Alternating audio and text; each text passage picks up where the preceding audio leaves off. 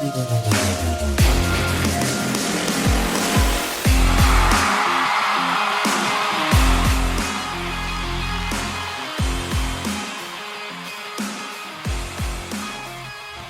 right, Colts Nation, so how are you feeling about the offensive line right now?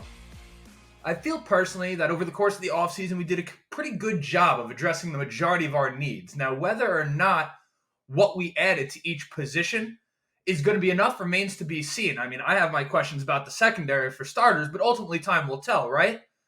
And right now is the time of the year where we're doing a lot of talking about talking, right? I mean, we haven't had quite enough action yet to do anything other than speculate it, but hell, I mean, that's not going to stop me. I'm here for it. So a lot of people are talking about Ballard and the offensive line and how he did nothing to address it, right? Bargain bin Ballard, the whole deal, right? And you have to think, the offensive line last year without question underachieved, and even in Jonathan Taylor's MVP season, that's right, when he won the MVP, don't tell me it was someone else, all right?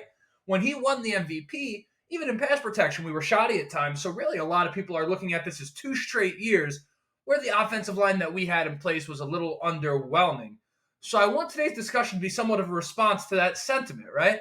I want to give my opinion as a response to people who hold that opinion that I think, dare I say, are being a little bit emotional. So consider this video the case for the Colts offensive line this year, why you should be optimistic, why I think that you're a little more worried than you should be about this offensive line. And listen, I'm always optimistic. I'm always positive for the most part. I pride myself on that type of thing, but I don't think that right now this is a case of me doing some bias half full type of thing. This is like my football brain firing, at least I think, right?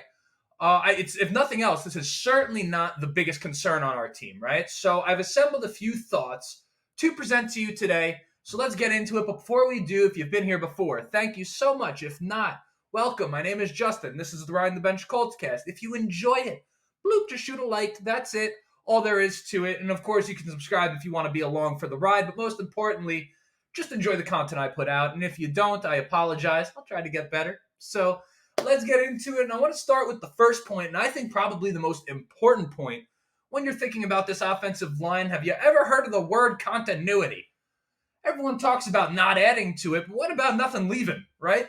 We're looking at an offensive line unit right now that is the same going into OTAs as it was really to end last year, where we really started to improve. It's hard to remember because of how bad we were, but we had started to improve towards the end of the season, right? And you ever hear about the concept of the whole 10,000 hours, right? Where you're doing something and, you put your 10,000 hours in, and then all of a sudden you're an expert, right? I don't know if that's 100% true, but there's something to it, right? And it comes down to repetition over time, just putting you ahead of the curve in comparison to other people in the same position, right?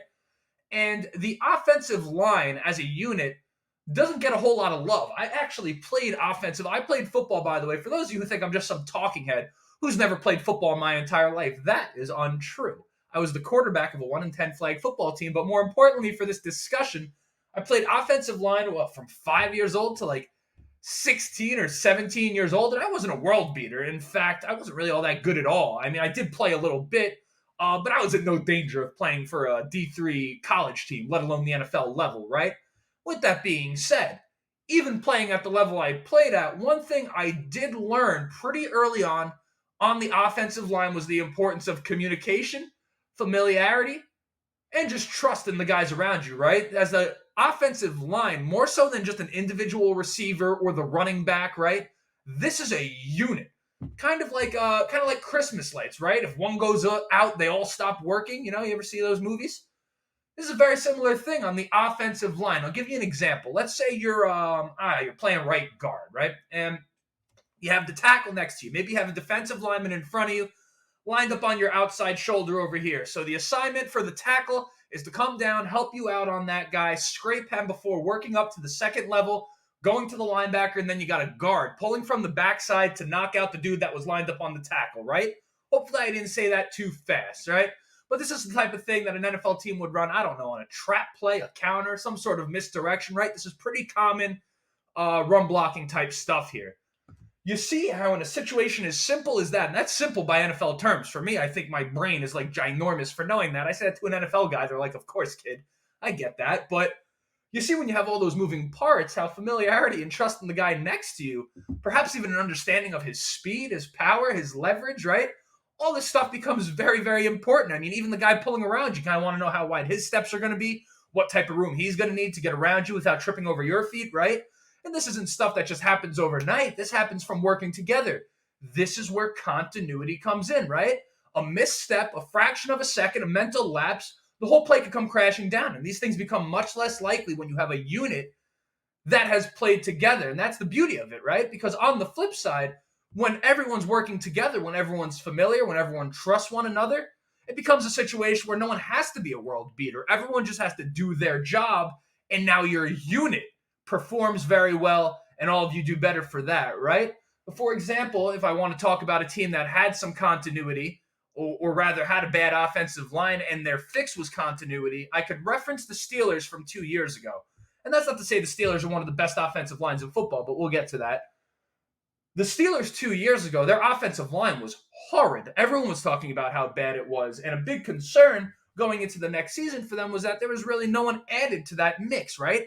A lot of their fans were like, hey, you were really bad last year. We should have added something. But then you had some of the smart fans, not to say anyone who thinks we need improvement is stupid, but some of the people that are, thinking ahead a little bit, they're saying, hey, the Steelers are viewing this from the perspective of let's keep these guys together, let's let them improve together, and then let's go from there. And then the Steelers' offensive line went from like the worst thing on their team to a non-discussion, right? Which is essentially what your offensive line, you want them to be, right? If no one's talking about your offensive line, it means they're probably doing a pretty good job. And now that brings me to the next piece, which is the talent perspective of this, right? When you look at the Colts offensive line, this is viewed, and I think part of the reason anyone gets mad, even in a season where Jonathan Taylor has like 20 touchdowns and 1,900 yards, people are viewing that season as like a bad season for our offensive line. It comes down to the talent we have. I mean, you take this thing across the board, or really just the big three, are Braden Smith at right tackle, Ryan Kelly at center, who I'm hoping shuts a lot of people up this year. A lot of people talking bad on Ryan Kelly. Congratulations to his wife, pregnant. That's the whole thing besides the point. Ryan Kelly can go back to playing some good football. This was a big-time center for us. And then Quenton Nelson at left guard. Those three alone is more talent than almost any offensive line in football. You take any team and you take those guys and plug them in, they're probably starting for that team. That's just the truth of the matter. I know you don't believe that, but that's probably the truth. And then you take Bernard Raymond on the left side, who, in my opinion, has given us the best work that we've gotten at left tackle since Anthony Costanzo. And boy, has it been a long, hard, and difficult, it's been a tough time since we had Costanzo, right? I'm going to tell you, I've said this before, but I'm assuming you're watching for the first time. I've been on record saying that Anthony Costanzo, not just for the Colts, but for the NFL as a whole, was probably one of the biggest losses any team has endured in the past decade that just has not been spoken about at all. I mean, we're still feeling the effects. We talk about Andrew Luck in his retirement.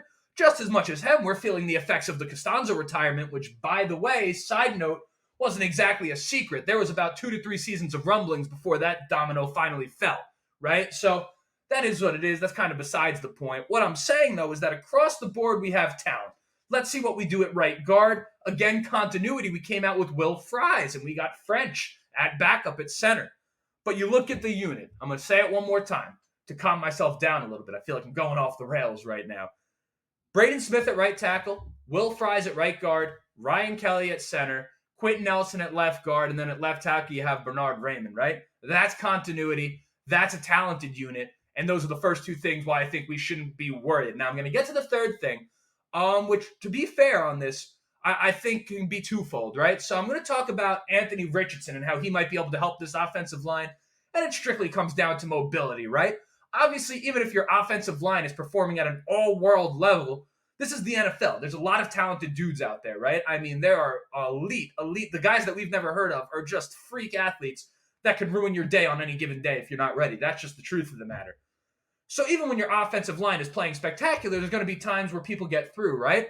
Now, the beauty of having an Anthony Richardson, as opposed to, I don't know, Matt Ryan or Nick Foles, Lord forbid someone actually gets in, maybe this guy can move around a little bit. And when I say a little bit, I'm talking about Anthony Richardson, the most athletic quarterback we have ever seen. So I'm looking at that mobility and even just the jolt of life, right? the youth. It almost felt like there was a bit of a morale issue that was coming around from kind of this rent quarterback strategy. But I think a lot of the guys, what I have gathered from watching some of the press conferences and media availability, is that you have dudes on the team who are very, very just excited and motivated. It just feels a little different knowing that they have a guy behind center that they could invest in and believe in for the long term and kind of know that we're invested in. You think back to last year. I know I'm on a little bit of a tangent off the offensive line, but we're talking Colts. Nyheim Hines last year, when he was traded, I thought that was very telling about where the team was at, where he said, look, you're looking at the Titans. They have Ryan Tannehill. Every year I've been here, we've had a different quarterback. Meanwhile, they have Tannehill. They're the 1 seed. They're making the playoffs. And Tannehill's not even a great quarterback per se. He doesn't stink, but he's not a great quarterback. Nyheim Hines, I think what he had said about his displeasure with what was going on at the quarterback situation, I think probably was the pulse of the entire locker room. Again, I have no inside sources. I'm just guessing. But again, you take that into account. Young, mobile quarterback. Now, I will be fair. I cite this multiple. I feel like I've said this on multiple episodes. It's just, you ever watch something interesting NFL fact and you're just like, I'm not going to forget that one. You heard like an insight from a player, just changes the way you view the type of thing.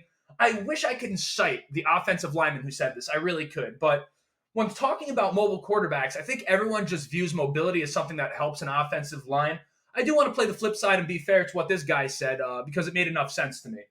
He was actually saying, and this was a starting NFL lineman. If you look up this concept, I'm sure you'll find who it is. He had mentioned the idea of mobility in a quarterback actually being a hindrance at times to the offensive line, primarily because if that guy is running out of the pocket unprompted, let's say, which a lot of guys do fall into that trap, sometimes that mobility and the flexibility he has and what he can do as an offensive lineman, you actually sometimes don't even know where he is, and you could get caught holding because all of a sudden you think he's in the pocket and he's on your outside hip and the defensive end's trying to reach out to get him. Boom, you grab a piece of his jersey, and there you are. So that's something to consider. But I guess this is all supposed to be about positive stuff, right? So just forget I said that. But that's a tidbit right there. I love that piece of knowledge.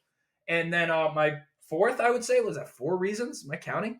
Another reason that I think we should be feeling good about this offensive line, probably the last reason I got for right now, is just kind of the new feel of the team, right? The new coach, new regime, right? Just an added incentive to perform. When you have a guy in Chris Ballard, who in many ways, people think his job is on the line. I think with the drafting of Anthony Richardson, he probably bought himself a little time because I think it's commonly understood around most people that know football that this is a guy that's not going to be an overnight fix. Now, of course, the Colts can come out 4-12-1 again and Ballard keep his job. But needless to say, as long as we show improvement, we move in the right direction and it feels that way, I think he keeps his job. But you have Shane Steichen coming in and then all of his coaching staff, right? You obviously have dudes like Reggie Wayne who have been here, but you have the Jim Bob Cooters of the world and some of the members of the staff whose names I will figure out eventually. Don't have them off the top of my head right now because I'm talking people who are new. Obviously, I know Gus Bradley and these guys who have been here with us, right? But this idea of having to prove yourself again, right? Frank Reich had been there. There was a little bit of stagnancy. Is that a word? It sure feels like one. I just made it one. This idea of kind of having the same people around you, there's a level of comfort that comes with that. You lose your edge a little bit, right? And that I think the idea that they have to prove themselves to a new coaching staff, I think the urgency is up a little bit. And I think there's some incentive for them to perform better. And I'm hoping they find that sense of pride. There's no question that this Colts offensive line, when you look at it from a talent perspective, is one of the best in football still. Despite what we saw last year, there's no excuse for this team to come out and perform bad, at least on the offensive line level. And I think the moves that they made this offseason at the offensive line, or the lack thereof, say everything that we as fans need to know about the unit that's in front of us. I think these are mostly our guys. I think we have what we're supposed to have on the offensive line. So hopefully right there, I just made somewhat of a compelling case for you. You've now made it to the end of the episode. Thank you so much for being here. Congratulations. You spent, 14 minutes with me. That's like 13 minutes too many, which means you couldn't have hated it that much. Go ahead, shoot it a like, subscribe if you want to see the next one. But I hope you enjoyed it. Until next time, my name is Justin, and this right here was the Ride the Bench Colts cast. Go Colts.